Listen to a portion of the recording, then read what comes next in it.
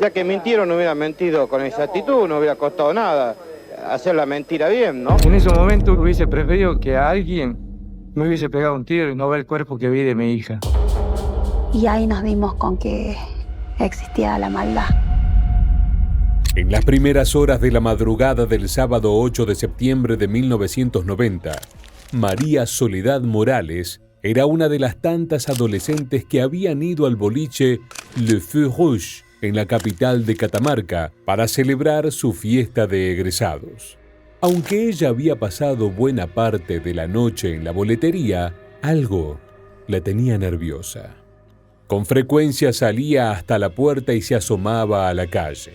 Esperaba a alguien. Entre sus amigas lo presentaba su novio, pero Luis Tula era en realidad un hombre 20 años mayor que ella y que estaba en pareja con otra mujer.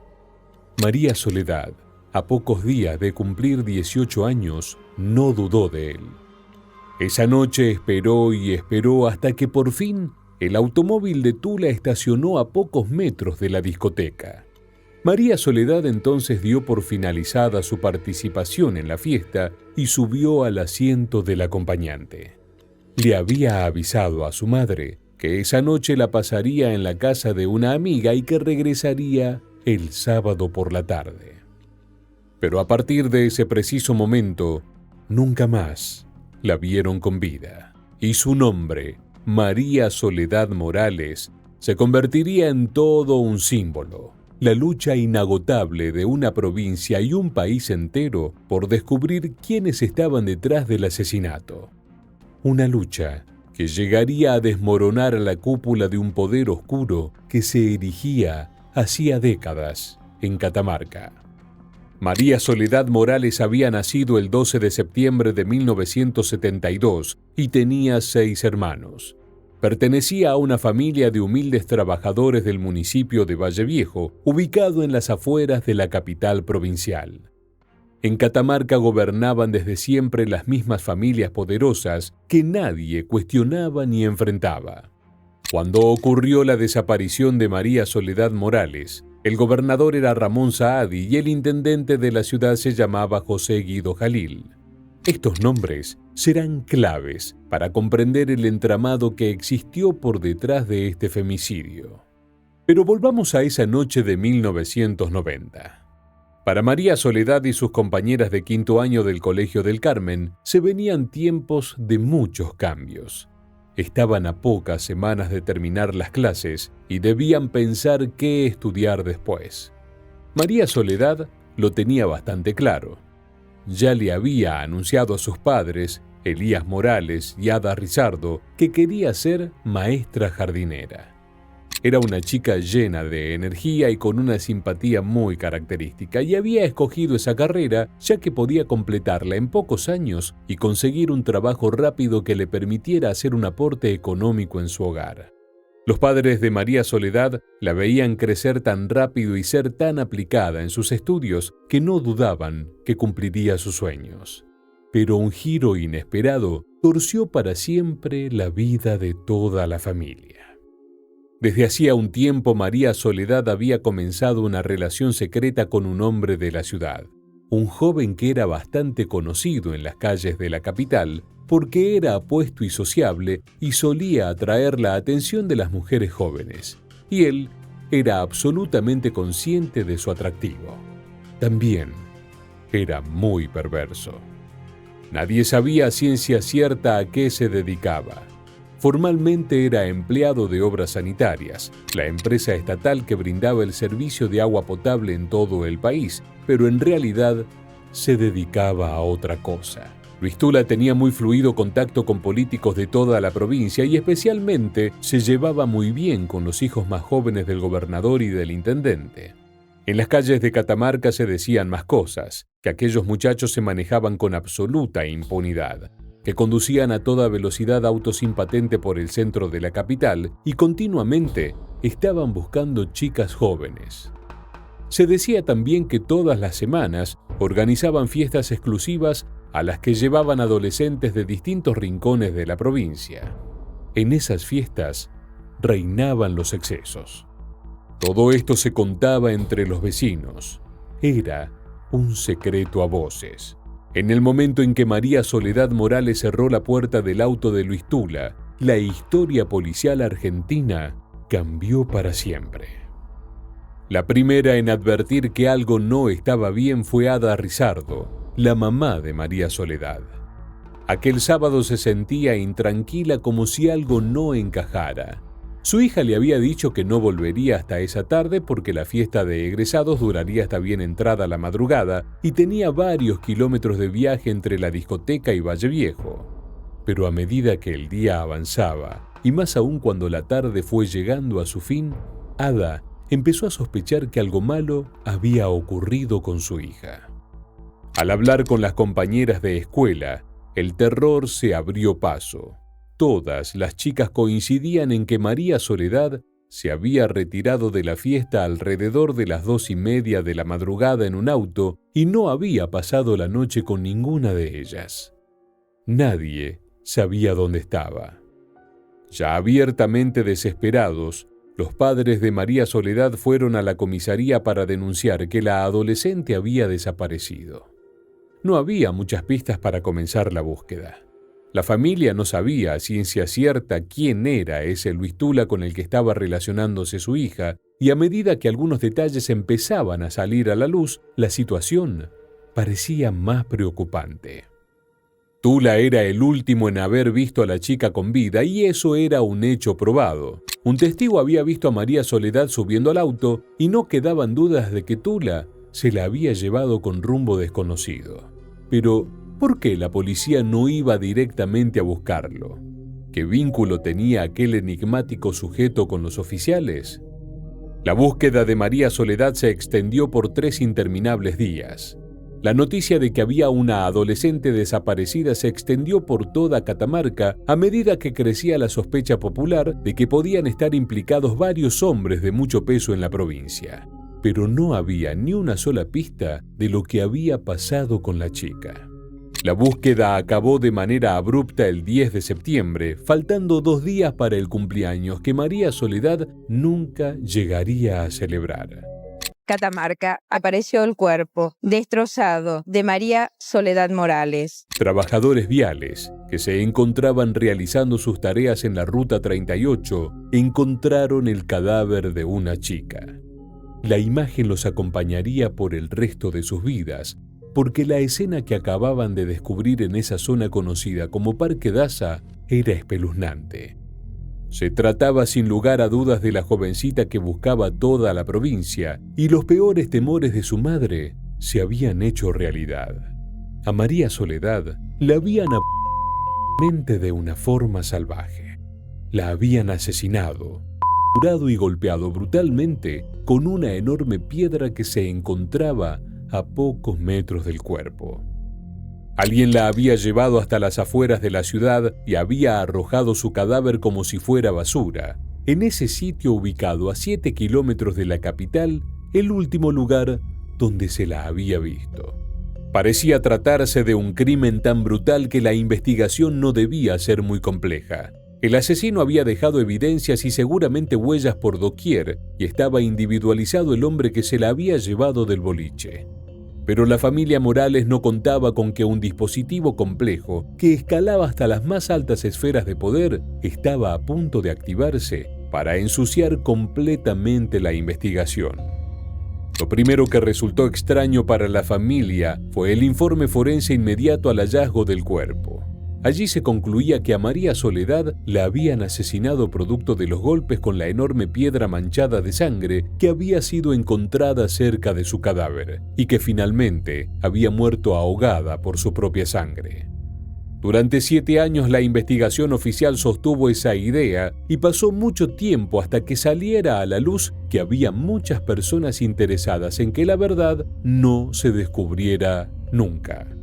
Pero las dudas sobrevolaron a la familia desde el primer momento, especialmente cuando se conoció el testimonio de un chofer de autobús que había pasado cerca del sitio donde se encontró el cuerpo esa misma noche del hallazgo. El hombre había conducido muy cerca de allí unas pocas horas antes de que los trabajadores de vialidad reportaran que habían encontrado el cadáver. Y en ese mismo sitio, un rato antes, El chofer aseguró haber visto a varios policías. ¿Qué los había llevado hasta ese baldío si en ese momento el cuerpo de María Soledad aún no había aparecido? ¿Por qué no la habían encontrado ellos mismos si estaban exactamente en ese lugar? La respuesta para la familia Morales solo podía ser una. La policía estaba preparando la escena, modificando el escenario para torcer la investigación hacia un lugar específico. Durante las audiencias del juicio oral y público, varios fueron los testimonios que aportaron datos acerca de lo que ocurrió en este lugar. Uno de ellos, el del colectivero Carlos Ponce. Él estaba haciendo el recorrido habitual a bordo de su colectivo. Él dijo que las personas que vio eran 2 policías. Su testimonio no fue tomado en cuenta, fue procesado por falso testimonio. La noticia y los escabrosos detalles del crimen de María Soledad no tardaron en captar la atención de los medios de comunicación nacionales. El impacto que tuvo el caso, especialmente en la provincia de Catamarca, no tenía precedentes. La indignación había escalado hasta límites impensados porque el cruel modo en que habían torturado y matado a María Soledad no dejaba a nadie indiferente. Cientos y cientos de personas comenzaron a manifestarse. En la mayoría de los casos eran familias que tenían miedo de que aquello que se rumoreaba en las calles fuera cierto y que hasta el mismísimo gobernador y su familia pudieran estar implicados. Las fiestas con chicas menores de edad parecían ser completamente verdaderas y María Soledad era la muestra más clara de lo que ocurría en la noche catamarqueña.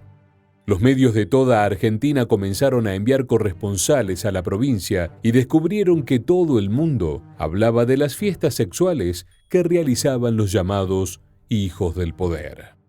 No eran otros que los hijos y sobrinos de los políticos de primera línea de Catamarca. Los apellidos Saadi y Jalil estaban en boca de todos. Los habitantes de la provincia tenían miedo porque estaban acusando a gente de muchísimo poder, pero también estaban enfurecidos y conmovidos por el asesinato de María Soledad. Estaban cansados de la impunidad. En paralelo, la cúpula política de la provincia intentaba instalar versiones alternativas y por momento descabelladas para explicar la muerte de la adolescente y alejar el foco de esos apellidos vinculados con el poder.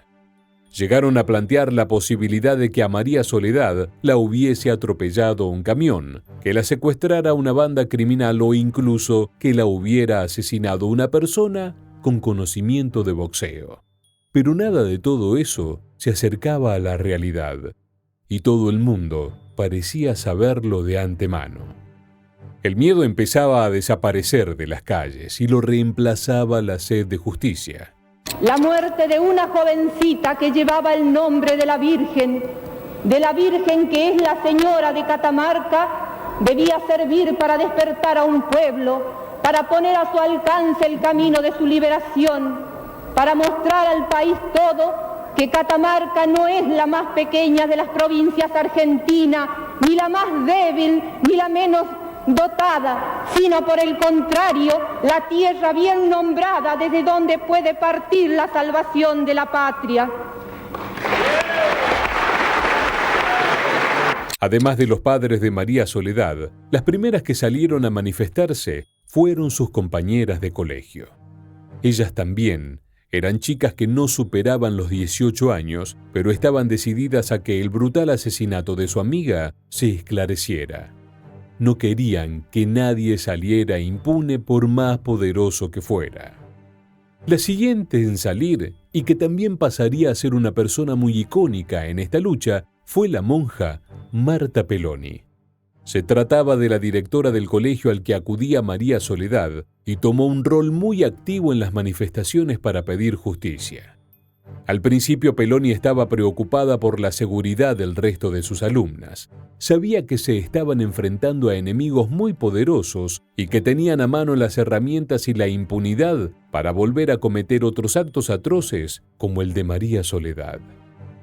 Hay una necesidad de contarles a todos lo que vivimos nosotras con 17 años. Sabíamos que íbamos a salir a la calle a pedir justicia. Entonces Peloni le sugirió a la familia Morales una estrategia totalmente nueva: marchar en silencio por las calles, no decir una palabra, no gritar, no insultar ni dar otro tipo de declaraciones. Se crearon así las marchas del silencio. La imagen que reproducían los medios en todos los canales de televisión argentinos eran impactantes. Miles de personas se reunían todas las semanas y caminaban en total y absoluto silencio, tomadas de los brazos y avanzando en una implacable columna multitudinaria que no decía una palabra. Pero ese silencio hablaba, pedía justicia y daba a entender que por demasiado tiempo el terror había reinado en Catamarca. Pero lo que le habían hecho a María Soledad Morales era el punto cúlmine. Ya no había vuelta atrás. Exactamente las 19:05 de este jueves y 2 meses son de la muerte de María Soledad Morales. Ha comenzado la marcha en absoluto silencio. Marchan millares de catamarqueños. Al frente vemos a la hermana Marta Peloni, directora del Colegio del Carmen, donde cursaba María Soledad, y a su lado están los padres de la chica asesinada justamente cuando se cumplen hoy 60 días. Las marchas del silencio eran contundentes y ciertamente hacían temblar al poder político. En esas mismas marchas solían haber personas infiltradas que respondían al gobernador Saadi, al intendente Jalil o a los jefes de la policía. Esos sujetos que se mezclaban con los familiares y amigos de María Soledad los agredían sin ningún tipo de miramiento. Las compañeras de escuela de la joven recibían constante patadas y golpes de estos infiltrados que buscaban generar violencia en esas marchas silenciosas y pacíficas. En ocasiones incluso incendiaban autos y rompían vidrieras de negocios para deslegitimar el reclamo. También generaban disturbios con el objetivo de que la policía interviniera y reprimiera a los manifestantes. Intentaban en vano destruir estas marchas populares. Pero había algo mucho más fuerte que motivaba a la gente a seguir. Querían conocer el nombre de todos los culpables sin importar qué apellido llevasen. En total se hicieron 66 marchas del silencio mientras duró la investigación por el crimen de María Soledad Morales. Vale aclarar que en la década del 90 en Argentina no existía la figura legal del femicidio, que recién se incorporó al Código Penal en 2012. Tampoco se hablaba de violencia de género en esos términos. Pero se sabía que un peligro constante acechaba a las mujeres, especialmente a las adolescentes en Catamarca. Y esto sucedía desde hacía mucho tiempo. En los medios comenzaron a aparecer nombres, además del de Luis Tula. Arnoldo Saadi era primo del gobernador. Pablo y Diego Jalil eran los sobrinos gemelos del intendente capitalino y Miguel Ángel Ferreira se llamaba igual que su padre, el jefe de la policía. Sobre todos ellos pesaba la sospecha de haber estado en la supuesta fiesta sexual que terminó con la vida de María Soledad. Según se pudo reconstruir con el correr del tiempo, Luis Tula había entregado a la adolescente y la había llevado hasta un sitio alejado de la capital con el objetivo de que sus amigos de vínculo directo con la cúpula política catamarqueña la drogaran y abusaran de ella. Aparentemente, la intención original no era asesinarla, pero algo ocurrió esa noche. Había otro nombre clave en esta causa: Guillermo Luque. Él también tenía un vínculo directo con la política, en este caso nacional, porque era hijo de un diputado nacional del Partido Justicialista. Luque fue el eslabón que unió a Tula con los hijos del poder. Según se pudo saber después, Tula era el encargado de captar jovencitas y las entregaba a Luque, quien a su vez las entregaba en esas turbias orgías de las que todos sabían pero nadie se atrevía a denunciar. Acá hay una serie de personas que se han agrupado para acusarme a mí debido a que quieren desviar la información y desviar la atención del pueblo de Catamarca y quieren dividir a la familia catamarqueña. Esto ya no es algo serio, señor. Esto es un circo que ha hecho la hermana Peloni y lo ha demostrado ayer a raíz de Yo tenía mis dudas casualmente, pero ayer me he dado cuenta de que es ella la autora de todo esto. Aunque este caso parecía hundir sus raíces en lo más alto del poder político, la investigación judicial solo alcanzó a Luque y Tula. En ellos parecía cortarse el hilo que vinculaba el femicidio a todos los hijos del poder. Solo ellos dos llegaron al banquillo de los acusados en el primer juicio que se realizó para, en teoría, esclarecer el crimen de María Soledad. Pero la antesala de ese juicio fue verdaderamente escabrosa. En los meses posteriores al asesinato, ya era un tema de interés nacional. El entonces presidente de Argentina, Carlos Saúl Menem, decidió enviar a Catamarca a un hombre de su confianza para seguir de cerca la investigación del caso. Se trató del comisario Luis Patti, un personaje especialmente oscuro de la política argentina, condenado en la actualidad a varias cadenas perpetuas por delitos de lesa humanidad, tanto en épocas de dictadura como en democráticas. Patti en ese momento era muy famoso por su estilo extremadamente violento y su convicción de que la tortura era un método válido para obtener respuestas. En 1991, cuando Patti llegó a Catamarca por orden presidencial, protagonizó varios momentos de extrema tensión con distintos investigadores del caso María Soledad. Hubo discusiones, peleas y una frase escalofriante que Patti le dijo a la monja Peloni cuando ella le pidió que no torturara a los acusados del crimen, que la investigación fuera limpia. Patti afirmó que había ciertos casos en los que esa metodología era la única que daba resultados. Patti, y detrás de él todo el poder político que lo sostenía, fue el artífice de que se instalara la idea de que el único culpable era Luis Tula y sobre él debía caer todo el peso de la ley. Se puso en marcha entonces un complejo plan para limpiar el nombre de Guillermo Luque y dejar completamente fuera de la investigación a los demás hijos del poder que los habitantes de Catamarca señalaban. Bajo ese clima totalmente enrarecido, decenas de testigos prestaron su testimonio en el juicio que se realizó recién en 1996, es decir, a 6 años del crimen. Pero en aquella sala ocurrían cosas muy extrañas. Los jueces interrogaban a los testigos con una mordacidad llamativa y quienes se animaban a hablar en contra de Luque recibían fuertes amenazas tanto dentro como fuera de la sala. El juicio, que fue televisado, se convirtió en todo un evento mediático. Los periodistas nuevamente viajaron a Catamarca y conocieron de cerca el contexto en que se encontraba la causa. Se encontraron, por ejemplo, ante un Tula que denunciaba haber sido torturado por Patti con una picana e incluso que lo habían colgado al borde de un acantilado para que confesara ser el asesino de María Soledad. También quisieron implicar en el crimen a su esposa, Ruth Salazar.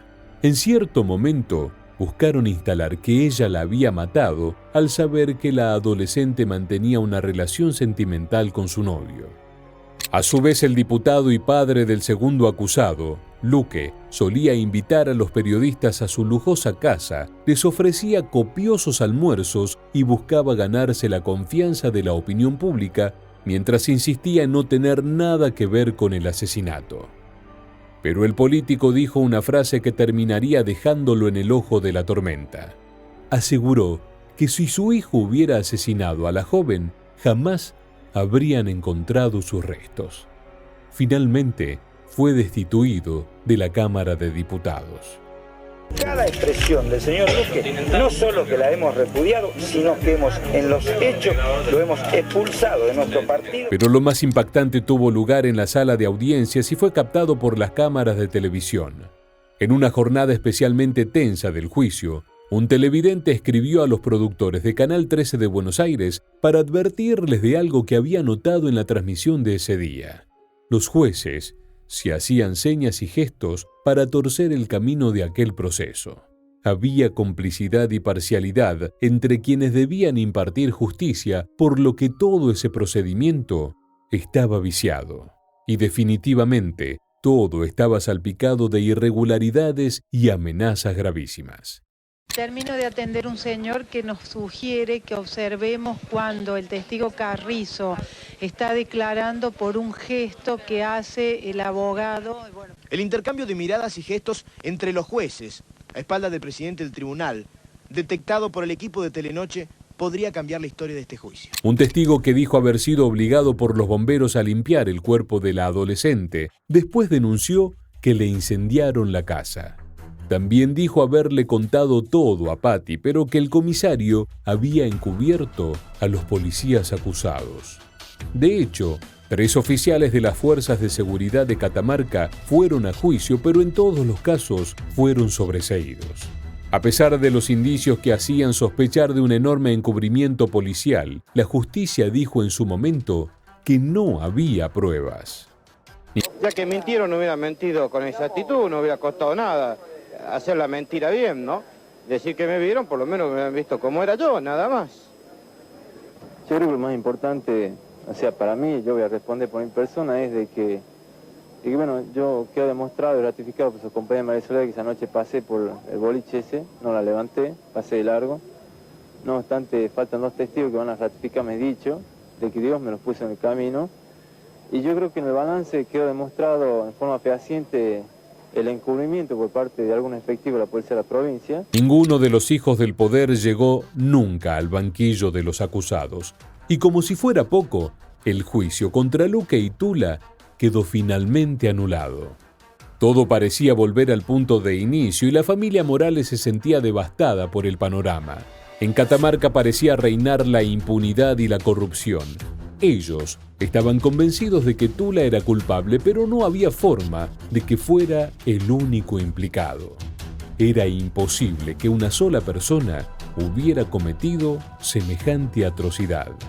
Para secuestrar, abusar, torturar y asesinar a María Soledad habían sido necesarias muchas personas. Y para ocultar las pruebas, modificar la escena del crimen e influir en los testigos, muchísimos más. Pero, ¿era posible que se conociera la verdad en medio de ese contexto tan corrupto? En 1997 se organizó el segundo juicio, uno que buscaba llegar por fin a la verdad.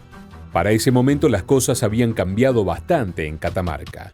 La provincia había sido intervenida hacía tiempo y Ramón Saadi, que hasta antes del crimen no era solo el gobernador, sino el hombre más fuerte y temido de la provincia, vio cómo su hegemonía se hacía pedazos. En todo el país, su apellido había quedado vinculado al asesinato de María Soledad y al encubrimiento. En Catamarca, Saadi parecía haber quedado desenmascarado. El nuevo juicio fue diferente, aunque otra vez los únicos acusados eran Luque y Tula. El proceso duró 6 meses y hubo enormes novedades respecto a la primera investigación. Mientras que en el juicio de 1996 se había barajado que el asesinato de María Soledad hubiera sido sin intención, en este segundo proceso los forenses dijeron algo distinto. No había muerto por el golpe de una piedra, sino por sobredosis. La hipótesis que se planteó a partir de ello fue tan escalofriante como los detalles del modo en que habían dejado a la adolescente.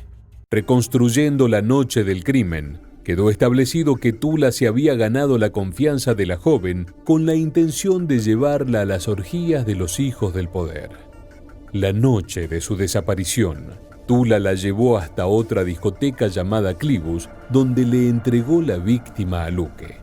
A continuación la obligaron a consumir sustancias que la adormecieron y en ese estado, según testigos que estaban en ese segundo boliche, la subieron a un segundo automóvil y se la llevaron. ¿Quiénes? Los hijos de 2 políticos muy conocidos de la provincia y el hijo de un jefe policial. En un lugar que nunca llegó a identificarse, le suministraron por la fuerza una gran cantidad de cocaína inyectable. Uno tras otro, se turnaron para abusar sexualmente de ella y finalmente, María Soledad murió por sobredosis. Ante eso, los agresores utilizaron sus contactos para hacer una puesta en escena. La arrojaron en un terreno baldío pero antes la desfiguraron y cortaron algunas partes de su cuerpo. Querían ocultar sus huellas, a la vez de desviar la investigación y que no quedara claro cómo había muerto. Pero el círculo se cerró sobre Luque y Tula, quienes al finalizar ese juicio fueron encontrados culpables. A Luque lo sentenciaron a 21 años de prisión por ser coautor penalmente responsable del crimen.